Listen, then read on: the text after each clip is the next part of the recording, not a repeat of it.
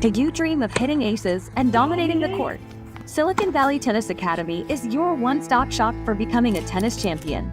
We offer expert coaching, world-class facilities, and a supportive community to help you reach your full potential. Whether you're a beginner or a seasoned player, we have programs designed to fit your skill level and goals. Learn from experienced coaches who are passionate about the game and dedicated to your success. Join our growing team of talented players and see how Silicon Valley Tennis Academy can take your game to the next level. Visit our website at www.siliconvalleytennis.com to learn more and enroll today. Don't miss your chance to be a part of something special.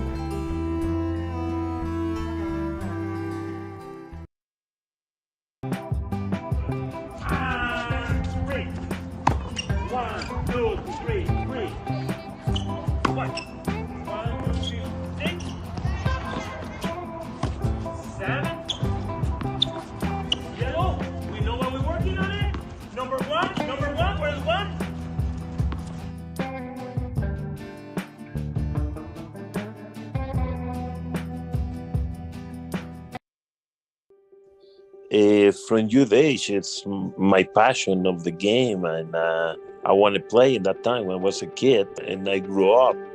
I do love to coach, and I think I like to promote the sport, and I always have a good vision to see how can we grow better players, how can we have top level players.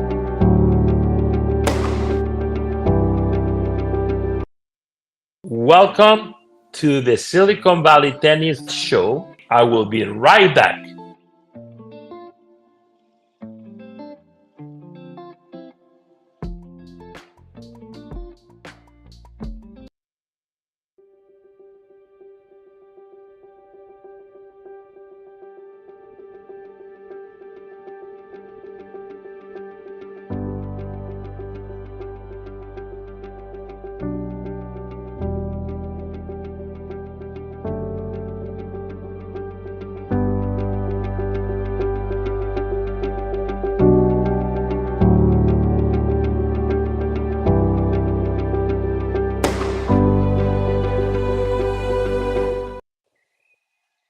Hey, good morning to everybody, and welcome to the show of Silicon Valley Tennis.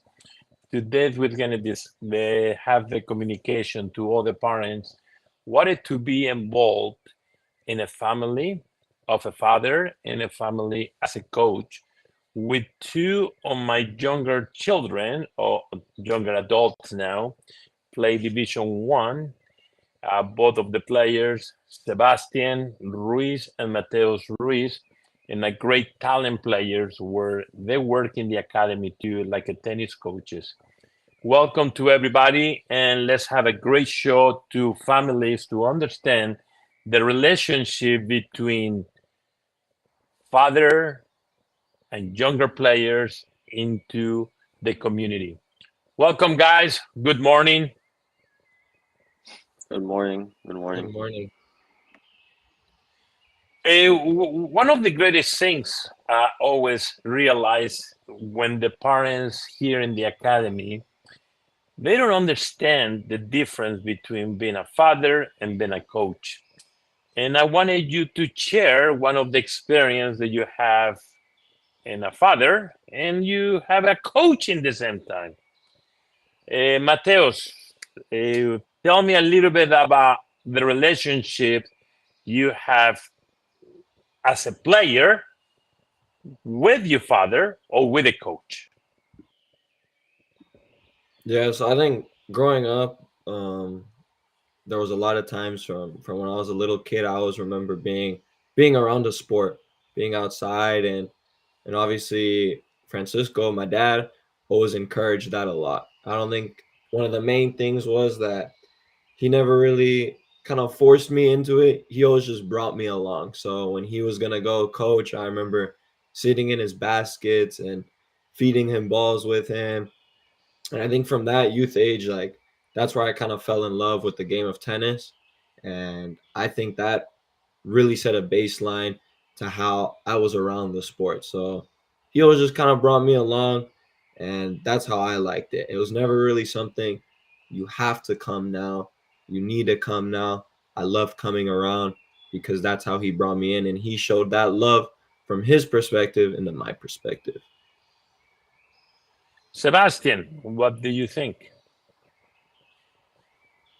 Yeah, it was similar. For me, I would say.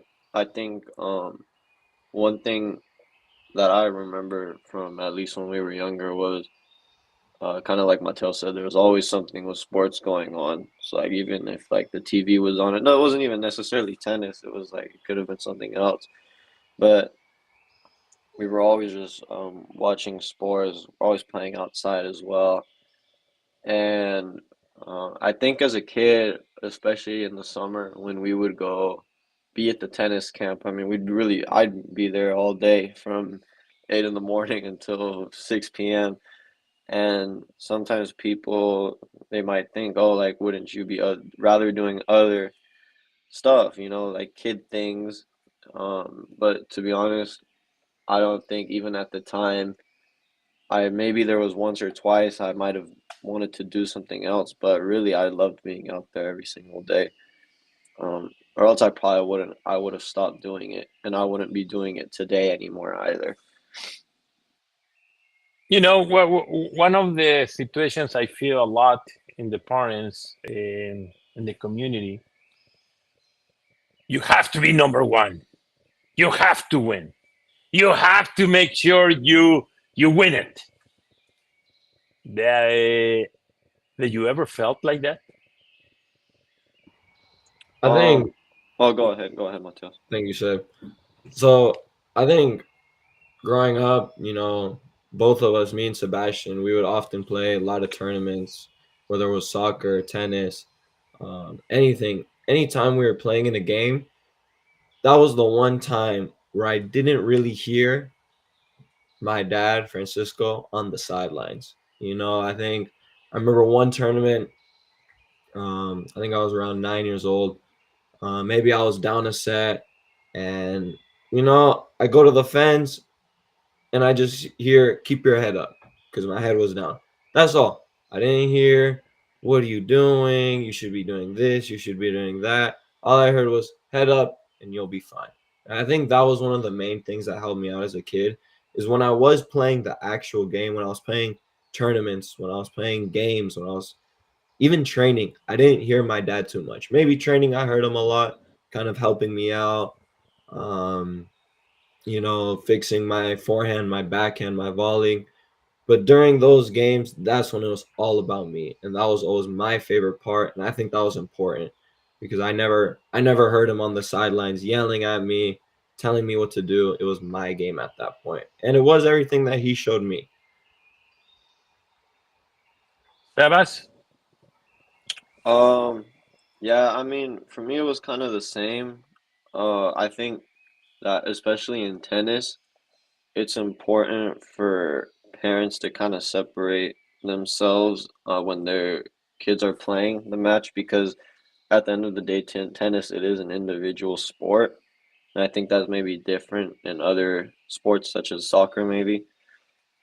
From I guess something that I've kind of noticed over the years. I mean, I've been through it all now. I've been in finals in college and lost them, and also in tennis as well when I was younger. And something I think parents need to understand is that there's going to be a lot more lows when you're an athlete than there are going to be highs. Because at the end of the day, especially in tennis, the only people who are really winning every match are those guys in the top three, those three professional players. Um, and it's impossible to do that. So I think that's something that's really important. And as I've gotten older, I've realized that sometimes, while I don't like it, sometimes you have to accept like that you're losing matches, but you just need to keep doing something to improve, obviously, and help that to build off your game in any sport, really. When you guys were younger players, what was one of the things that you two used to do like a brothers? And I get involved sometimes. And I was saying, I think last week, when you guys used to play downstairs with the balloon. Share a little bit more these ideas to parents. What can they do to their own children? I think this is important. Yeah, so I think I was lucky enough to have Seb as an older brother. Sometimes back then I thought it was a little difficult. Now I kind of understand it more, but we were competing all the time. And I think he can agree with me that in every single thing we did, we obviously wanted to be better. But I think that was always between us. I don't think ever my mom or my dad came into the way of that. I think him and I were just always competing. And just like Francisco said, we used to play a lot of games downstairs. We had a carpet in our house. So we had the couch and we had like a TV stand. So this would be a goal, this would be a goal, and we would be playing all night. All night they would have to bring us to bed, or we'd be playing with a ping pong racket, and we'd be playing with a balloon. We'd be trying to keep it up for as long as we can, trying to make the other person lose. And we were always competing, and that sports and that drive always brought us in inside the house and outside the house. And often it didn't end too good, but I think it was great. I loved it. Sebastian, what do you think? Yeah, I think I mean definitely it definitely brought us closer together, but also when we would do that type of stuff, like go play downstairs, no one told us to go do that. That was what we wanted to do just like for fun. Like that was what our definition of fun was. We wanted to imitate what was going on usually on the TV. So like if an adult was playing, like one of us would want to play like him. So I think that's pretty important because you can't really force a kid to do something like that and get the most out of it, especially if they don't like it. I think that would be pretty bad. Uh, but I think one of the reasons, I mean, that we would go play a lot on our own was because that's what we knew. So we knew soccer, tennis. We knew running because we would go running from when we were little kids up the hill with some of the older players that you had at the time. And so pretty much it gets ingrained into you, and then you kind of want to live that lifestyle every single day, which is also that's really good. Okay, so you mentioned running. I don't know, Mateus, do you remember when I used to push you in the stroller and how old your brother was already doing exercise? Do you guys remember something like that? Yeah, definitely. I remember a lot of stories too, but I definitely do remember we had a stroller, and I was always in the stroller usually. I was a lot younger, but I remember Seb always kind of trying to keep up with my dad, and my I dad would always, go I would go on my bike. I would have yeah, yeah, a yeah, yeah, bike. on Yeah, his yeah, yeah. bike. I would have a bike. Oh, a pretty steep hill too. I don't know how he was doing Yeah, it that. was it was back here, but near the house. We would go Yeah, up that hill and then run the trail, and then yeah. I'd usually go on the bike. So Um, yeah, go ahead, go ahead. I always saw like that, I guess, is like I want to be kind of just like them, just like my brother, starting off, and then just like my dad, like still at that age, like really just going at it, and not letting him anything stop him, which I always thought was great. So When you used to From compete in uh-huh. tournaments, I think this is the next topic, important tournaments. What was the day before of the tournament? What is the relation between family in the tournament for the next day? Uh, Punishment, mental abuse. What a father used to tell you in a mom in that situations. What was it? uh, to be honest, from when we play tennis tournaments, what can remember is, to be honest, the day before, maybe you'd go out and practice a little bit, but we wouldn't obviously do too much because you don't want to be tired.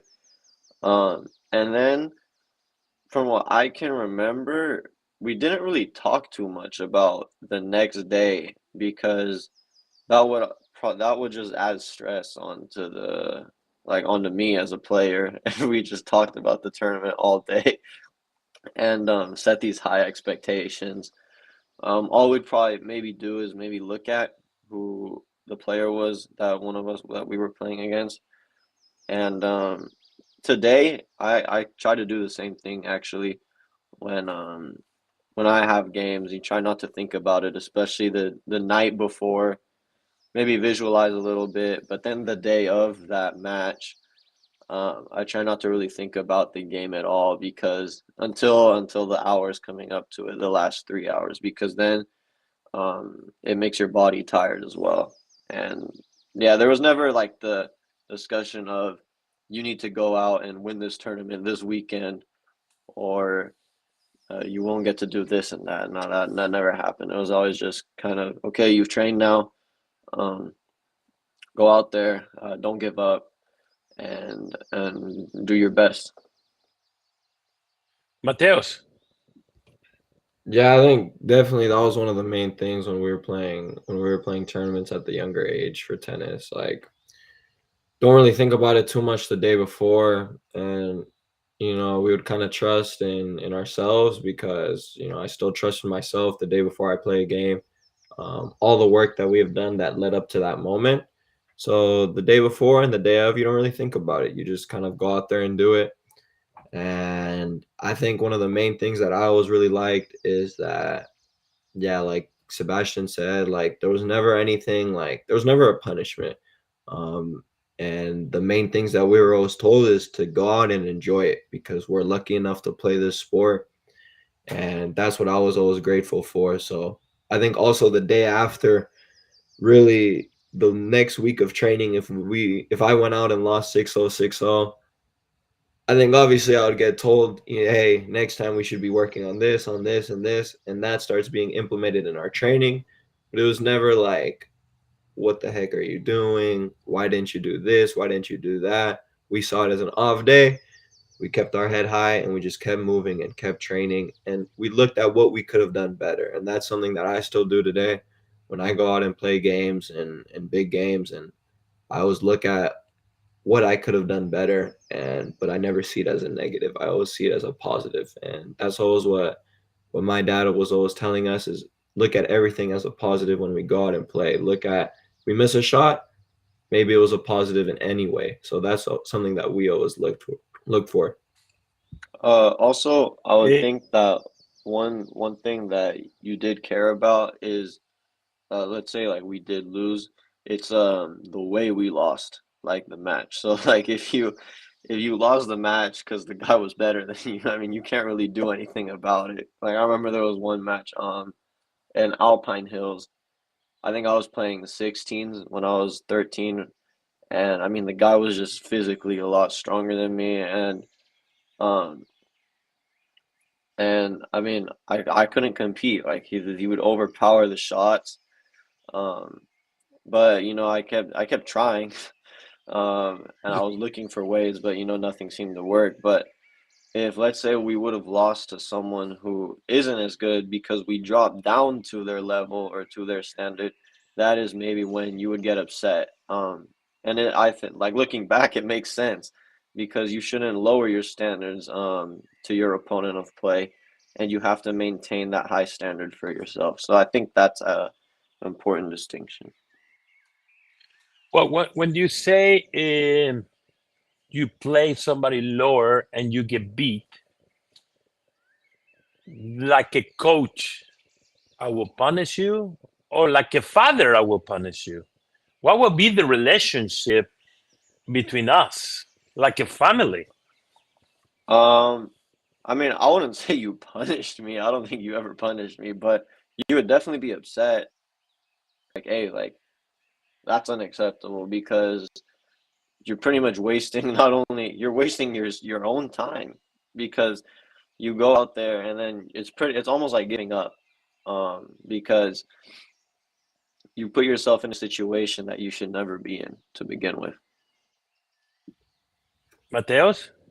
Definitely. I think that was one of the main things was giving up and kind of that deciding factor, whether it was like we weren't technical enough or we weren't working hard enough. Because if it was in a game and we're losing and we just got beat by someone who's not as good, it's most likely because we did lower our standards. But punishment, I wouldn't really see anything as a father. I think as a coach, maybe you would not get mad, but you would definitely be a little disappointed because you know that we could do better and you know how our standard, how our work rate was always. So I think as a coach, you would definitely be a little upset, but as a father, it's not like you would stop talking to us or you would kind of, punish us in any way. It was more like a little bit of disappointment as a coach, and that would also fire us up a little because we would never want to see our coach like that and be disappointed in us. But there was never really any real punishment or anything like that. Many times here in the academy, and it's something I think it'd be great to parents to understand. I heard many parents say, "Oh, you will quit the sport if you don't win the match." Or I heard another story from many parents say, "I don't think so my kid is good enough to play this sport." What do you think about something like that? What is your opinion, like the two younger players? I think that's pretty poor, um, especially because what ultimately matters is if the player is enjoying what they're doing. If they're not enjoying it and they are also not winning, I mean, then yeah, I mean, it maybe makes sense. You should probably take them out of the sport. But sometimes it seems like it's more the parents who aren't enjoying that the player isn't losing, and that bothers them. Um, so I think that sometimes parents they should just let the player kind of be, because ultimately it's up to them what they want to do and how they feel when they're playing. Yeah, Mateus, definitely. I think that's a good point. It's kind of like as if they're enjoying it because at that young age, it is important to really do. Or from my experience, I always found it important that what I was doing at that young age, I really love doing it, and I think that's the main point. So really loving it, and if they're loving it, that really doesn't matter if they're losing every single game.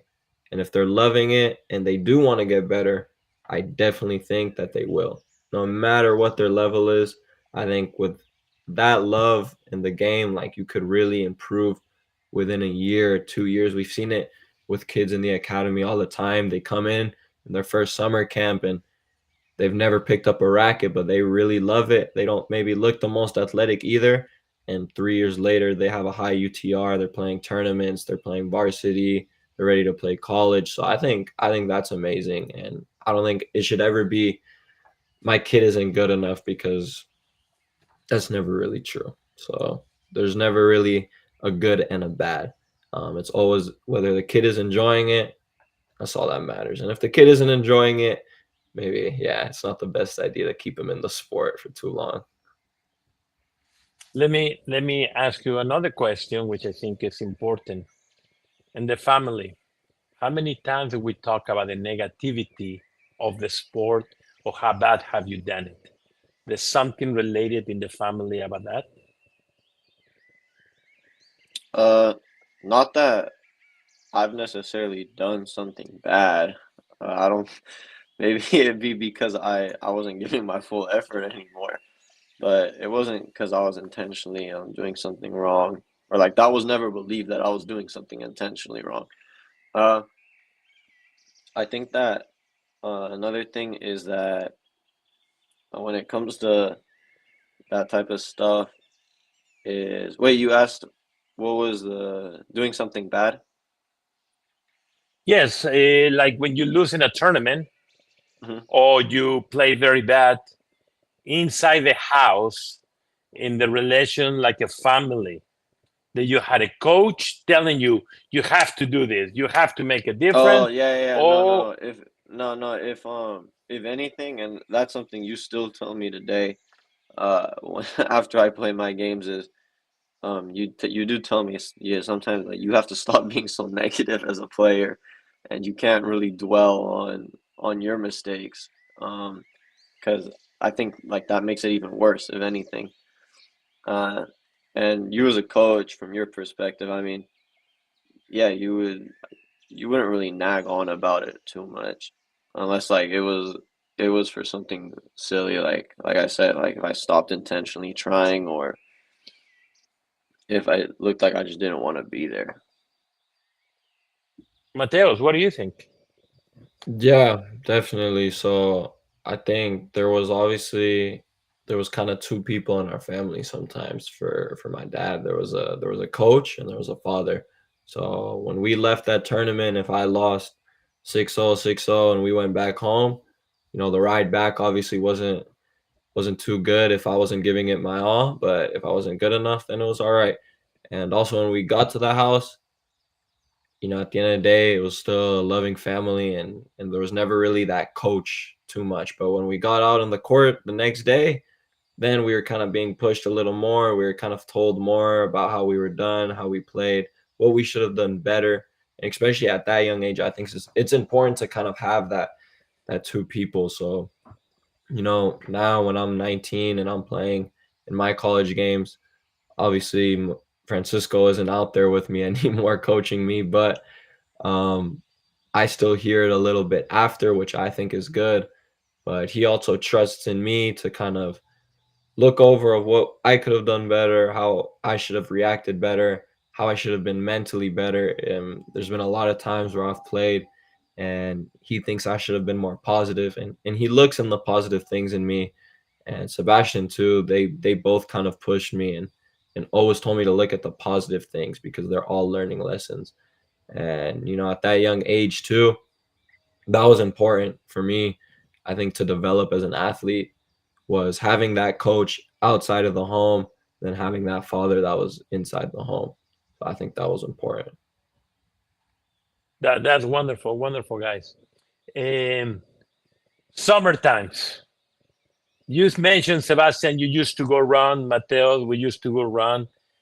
Tell me stories about how far we used to run and never stop. I don't know. Tell me the story about that one. Uh, so from my earliest memories of me running with your players was I remember it was Spencer and Sean. Um, and we would go run at Rancho, that's in Los Altos, in Cupertino, Los Altos area. And it used to be, what I remember is you would take us to run always in the middle of the day. So it would never be in the morning or at night, because the middle of the day, that's typically like the hottest time. And that's usually when your body kind of slow, maybe it doesn't necessarily shut off, but is definitely a little more tired.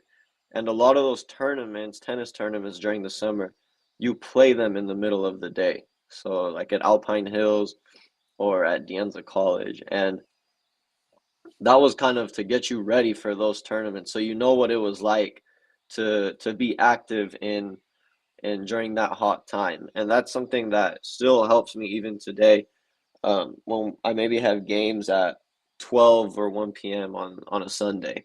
It's something that I'm used to by now.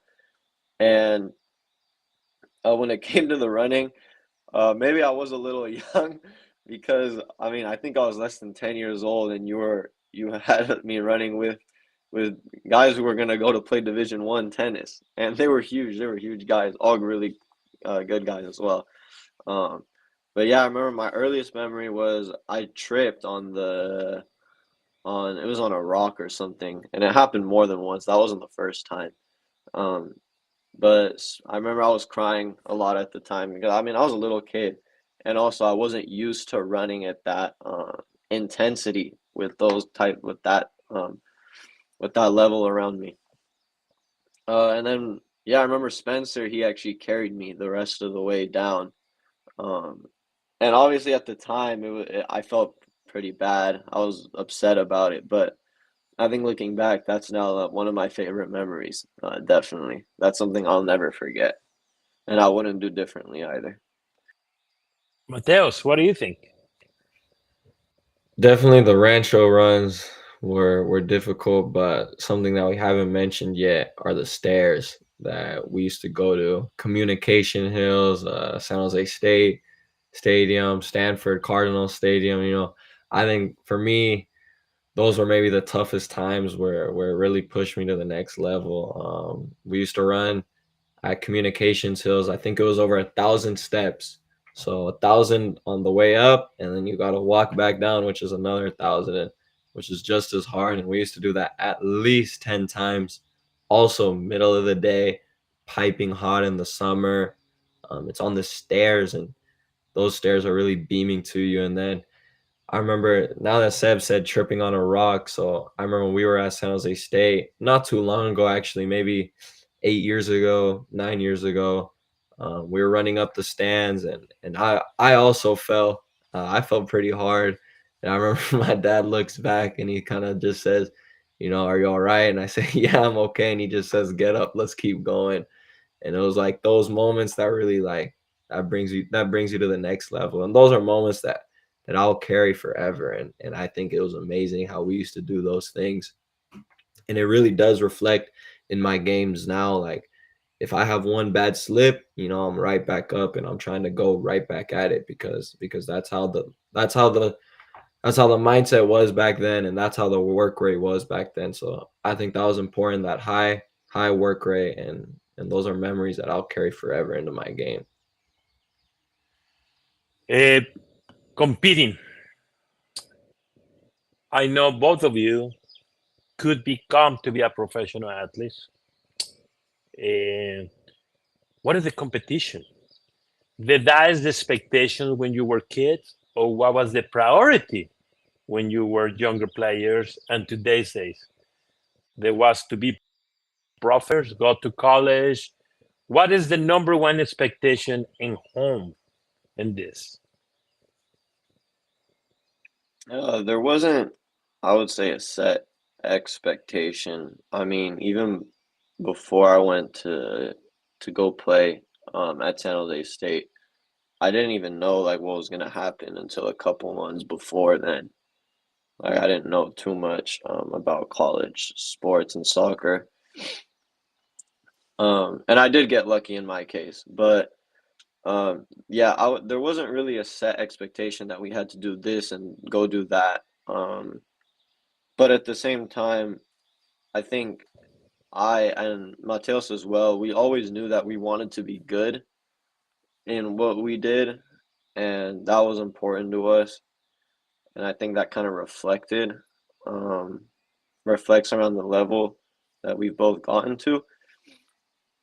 Another thing is that when you mentioned competition, something that I've noticed is that as I've gotten older and gotten to play at better levels, that in each level the competition it becomes more and more intense as well.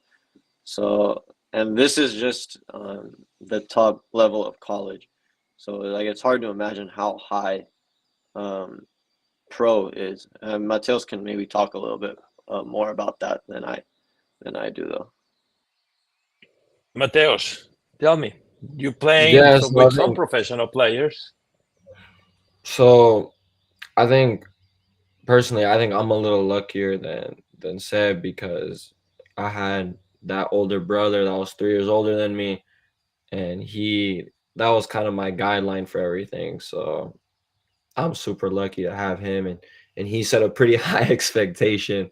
So that definitely pushed me, and him and I were always competing. So I always wanted to be, honestly, I would never tell him this, but I would always want to be just like him, if not better. Um, so when he was first going to college and playing, in my head, I'm like, I want to do the same thing, but better. I want to always try and be better, but that mindset is really hard. And like how Seb was talking about with the intensity on how it gets higher and higher in every level, it really does. But I think the main thing is the mental aspect. I was 16, 17, and I was one day playing with a local club, and the next day I'm training with a couple of pros. But, obviously maybe I wasn't as technical, but my mindset was always at that pro level. I was always trying to be at the highest I can, and I'm lucky enough to experience that. And so I think that is important, is the mindset. And obviously throughout the years, I learned a lot, and I've messed up a lot, and that helped me so much to where I got to today, because those mistakes and has always kept my mindset sharp, and it always gives you lessons. And I think that's important. The more lessons, the more learning. So yeah. How can we help young kids in the Silicon Valley tennis and parents? How can we help them to understand the mindset? And I think this is one of the biggest problems I feel. The younger players we get, they do certain activity and they don't have the mindset. And listening to you too, the expectations, the mindset to be good has always been there. How can we help parents to teach them this for the two younger players? How can we encourage the young players to have that big mindset to be good? Sebastian, can you help us? Yeah, I think that, well, one of the things you just mentioned is uh, a lot of the kids do a bunch of activities, and that's something I've noticed as well when I've helped coach at the academy, is a lot of them do. I mean, they really have like seven things that they're signed up for. There's tennis, and then they have extracurricular school, whether it be like math or science, and then they play an instrument too, and then they're part of like the swim team. So there's like four extracurricular things, and it's hard for a kid then to concentrate.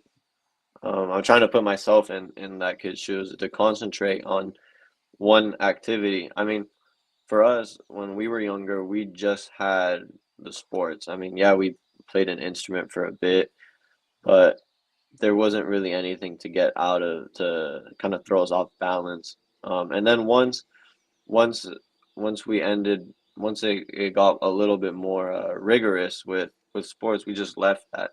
But it's impossible, I think, and that's something that parents need to understand, especially as a young athlete.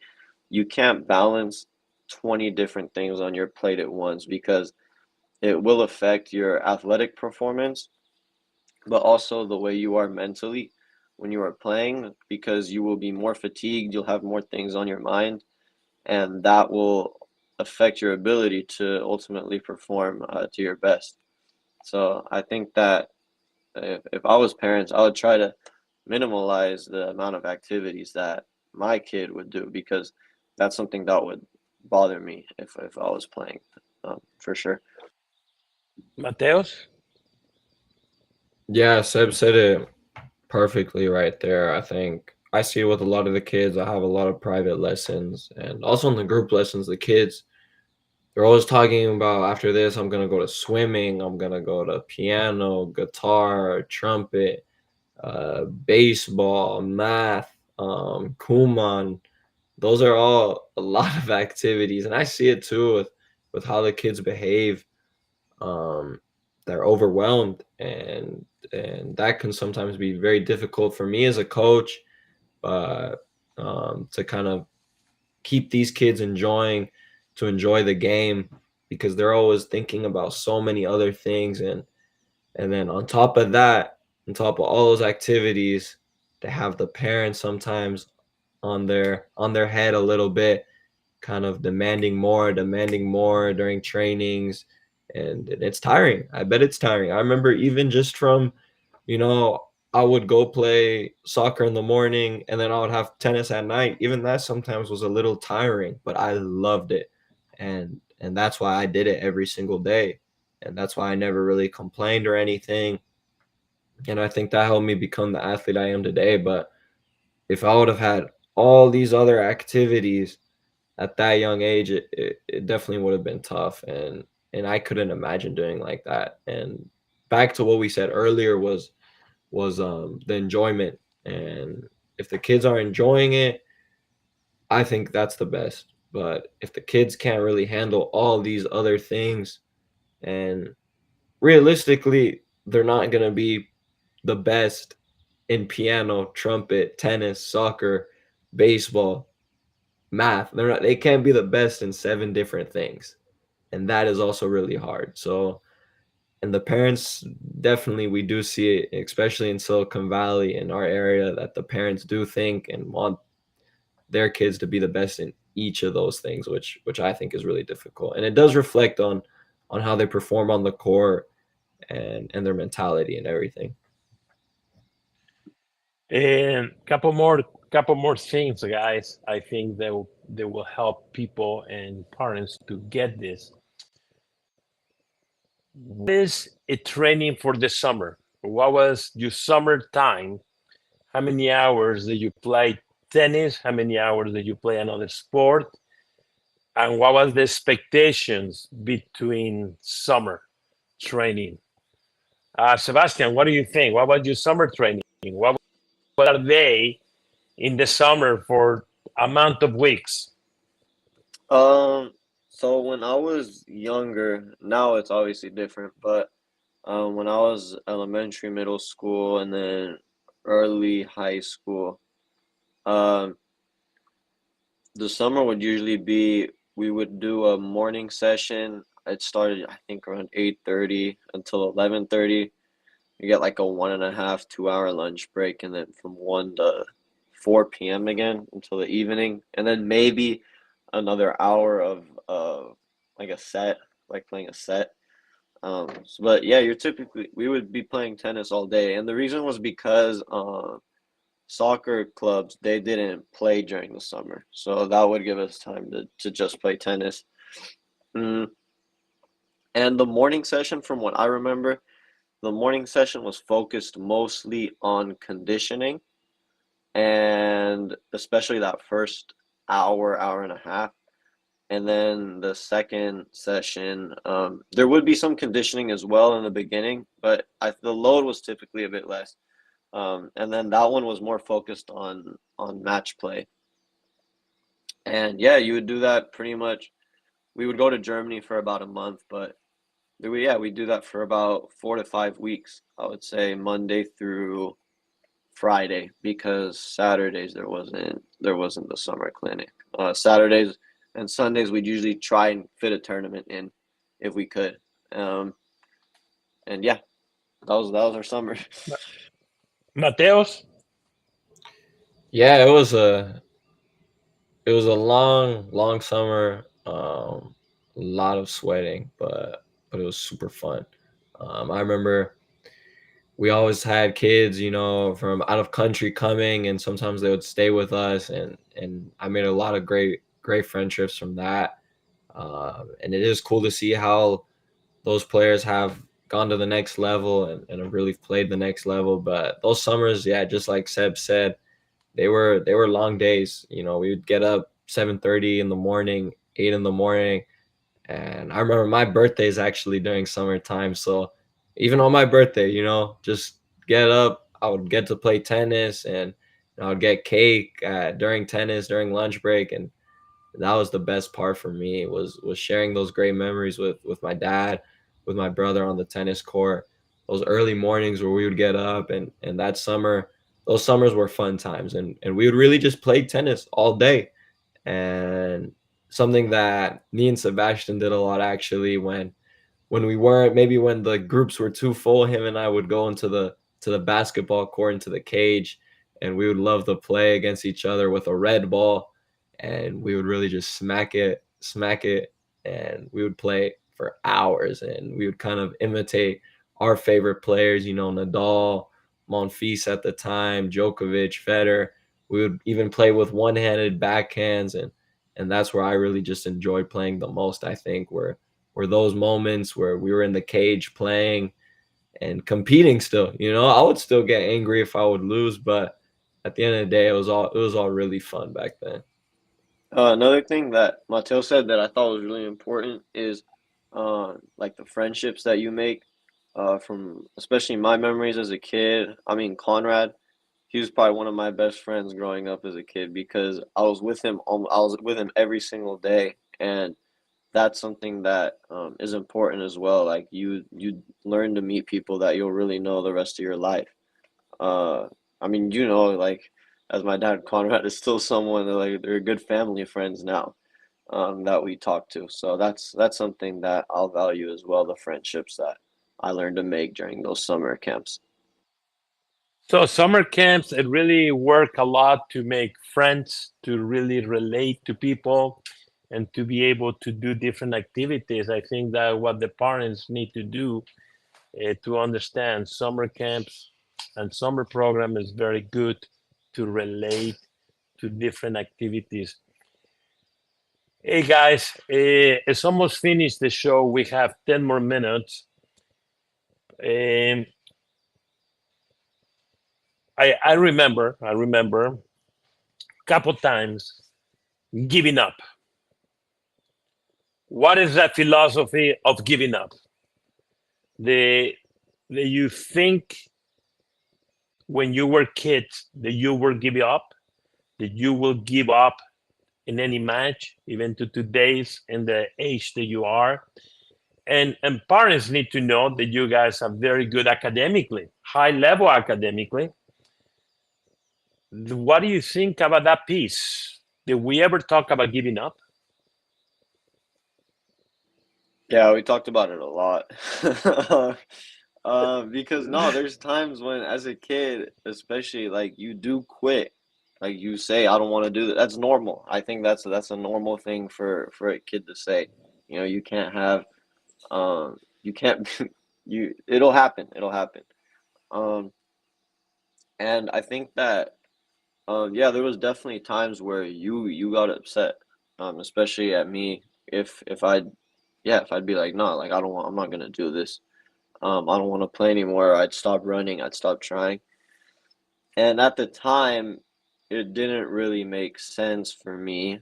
But now I see why you would react in the way that you did if I did quit. Um, and yeah, I mean, it doesn't, as you get older, I would say the only thing that really changes is if you let that quitting become a habit. Because if you let it become a habit, you'll do it more often. And it's good that you instilled that mindset into us, that you can't quit, because if you do quit, it'll lead and reflect into other parts of your life as well, and that's something that isn't necessarily a good trait to have. Okay, Mateus. Yeah, I think that point to not quitting even when it is a tough time, like there has been moments in both me and Sebastian's careers where it has been really tough, but I think something that has always been there is my dad, Francisco. He's always been there, keeping my head high, and I think one of the biggest lessons that I've always learned is to just show up. And maybe one day is like really that day where you're like, I don't want to do it anymore for a week. I want to take a week break, 2 weeks break. But my dad, Francisco, he's always telling me, just show up the next day. Give it your all. Maybe you're not the best, but that's all right. As long as you're showing up and trying to do the most. And I think that's important because that kind of throws away that quitting habit, and you kind of just start forgetting about that hard moment, and you start creating new hard moments, and then that comes again. But as long as you just keep going, keep going, keep going, then you get that feeling of that new great moment. I think that's impossible. So definitely giving up was something that we talked about a lot, because there were times where both of us wanted to just kind of stop playing maybe for a bit, because it was hard, because we had hard times, and we didn't want to show up the next day, but we did. We were both lucky enough to have someone, a coach, a father that would not force us, but he would encourage us. He would say, keep your head high, let's just not give up and just show up the next day, which I always thought was really important. Hey, your garage. What does it look to your garage? Today maybe it looks a little bit different. But what is in the garage the majority of times? What did we used to see in the garage? What was the training in the garage? And it's something to do very well. Tell us a little bit about the parents. What did we see in the garage the majority of times? In our garage, so during the pandemic, especially, I knew I had to get stronger because I was gonna go play college. So yeah, there's just some weights, basic weights. We have a bike there as well, a stationary bike, and a rowing machine. And it's important, to build strength, and then you work other parts of your body. And if you can find, I mean, me and Mateus, we've got lucky. We have a very good trainer that helps us to get stronger with bands and activate different parts of our body. And I think if parents, if the kid is maybe getting better at the sport and a bit older as well, that's a good thing to do because it'll help you build parts of your game off the court. And injury prevention and all that type of stuff as well. Mateus? Yeah, like Sebastian said, we were lucky enough to both have an amazing trainer, which was Francisco, obviously. But we were also never told that, do you guys want to get these weights? Do you guys want to get these bands? Me and Sebastian were always kind of asking, not begging, but we were always kind of asking our dad, hey, can you go out, maybe help us out and buy this because we think it could help us in this aspect in our game. And we were lucky enough where he understood the importance of, getting a little stronger, staying injury prevention, and doing those little things, little things, the weights, the bands, the stretching. Me and Sebastian stretch every single night. And we're not being told that by anyone really, because we know that we need to take care of our body. So those little things, once you add them up, it really does become a big thing. And I'm not saying that every kid right now in the academy should go buy a bench press and start bench pressing every single day. No, but starting off with some bands before training is really a great thing. And I wish I would have done it when I was younger, maybe a little more. But as I got older, I kind of realized that you do need those things, those bands, those weights to stay injury free, to get a little stronger, and to really improve your game. And that separates you. Those little things will separate you, because if everyone is going to the same tennis camp and they're all doing the same thing, but let's say I'm doing a little more, maybe I could get a little better, a little more, if I'm still giving it 100% at the camp, So I think that's important, is giving it 100% in training. And if you're able to do a little more, then it's all right. But I don't think it's all right to go 40% in training and then do more. That's not really worth it. So it really has to be 100% and 100%. And we were both lucky enough to kind of get that mindset from our dad. And yeah, it's helped us a lot. Okay, so to wrap up this, what is the last few words we can tell players and parents for the sport, any sport? What would be the best thing in the family, and what would be the best thing to do for a younger athlete, what they should be looking for? And Sebastian, wrap it up with that one. I think that the best thing parents can do is really just to support their kid. And like that can be with little things as well, trying to get them the right meals before a game, before a match. And then obviously encourage them to play. Try not to get too upset. It's understandable if you're upset that if your kid loses, but it's important to consider that probably demotivates them to play, and you don't want that as well. So yeah, I think encouraging, try to give them the right tools with what you have, and all those little things are probably going to bring the best out of not only you but also your kid or your athlete. So that's what my recommendation would be to parents. Mateus? Yeah, encouragement, 100%. And Seb brought up a really good last ending point was maybe encourage them to also look into their body more, getting the right meals, making sure they're eating the right foods before training during these camps, drinking electrolytes during camps to keep them energized. But I think also something that's big is not doing too much, because that can really demotivate the kid, like Seb said, and don't force anything too much, and just make sure that the kid is enjoying it at the end of the day, and they're loving it, and their love is continuing to grow. I think that's the most important part, and always remembering that it is their game and their life. So it is not really the parents' game. They're not the ones going out there training, working hard, and yeah, I think that's maybe the main thing I would say. Also, the last thing is also that I kind of said this in the beginning, but there's going to be a lot more lower points of your career than Definitely. there are going to be higher points, and that's in anything. There's really going to be days where you think maybe, okay, is it worth it to keep doing this? But that's normal, and that's part of becoming a good athlete as well. So that's important to keep into consideration. Perfect. Very good. Thank you. Two wonderful young players to be in the show.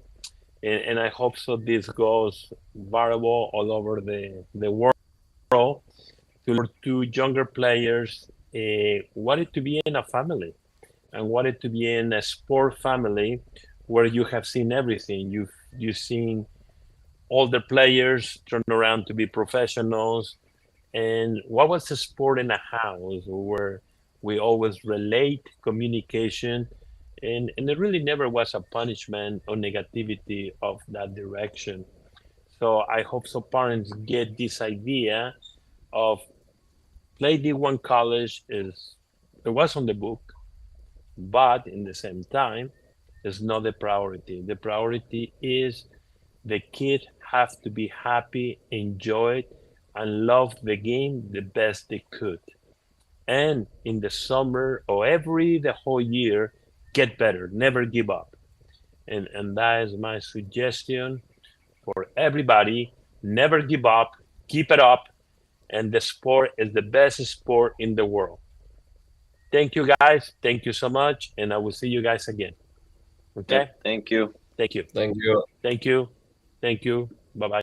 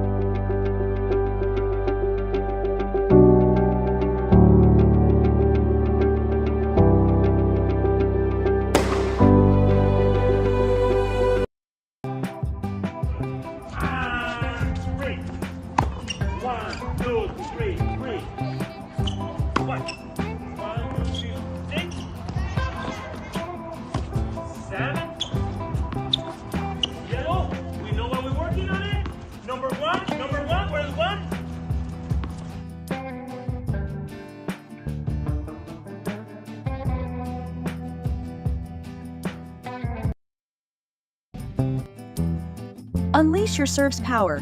Join our academy and dominate the court. Spots filling up fast. Enroll now.